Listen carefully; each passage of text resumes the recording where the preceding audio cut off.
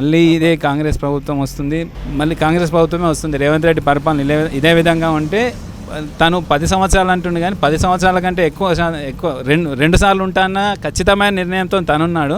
2 సార్లు కాదు కదా, ఇదే పరిపాలన ఇలాగే కొనసాగిస్తే ఇంకా భవిష్యత్తులో వేరే ప్రభుత్వం అనేదే రాదు, ఇంకా ఆపోజిషన్ అనేది ఉండదు. ఇంకా నమస్తే సార్. నమస్తే మేడం. మీ పేరు? నా పేరు తులసిదాస్ అండి, ఎక్స్ సర్పంచ్ గుమ్మడిదల.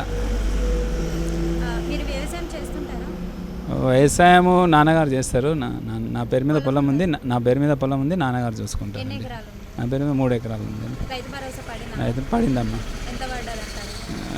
20,524 రూపాయలు వచ్చింది ఈ విడతగా మనకు. ఓకే, మరి సీజన్ ముందే రైతు భరోసా అనేది మన అకౌంట్లో వేసారు రేవంత్ రెడ్డి గారు. ఎలా అనిపిస్తుంది? రైతుల అదృష్టం అమ్మ అది.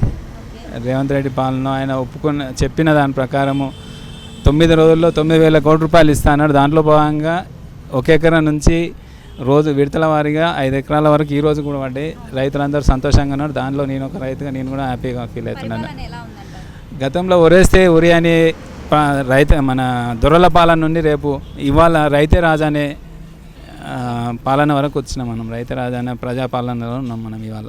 ఓకే, మళ్ళీ ముఖ్యమంత్రిగా రేవంత్ రెడ్డి గారే ఉండాలంటారు. Subscribe us and press the bell icon for more interesting updates.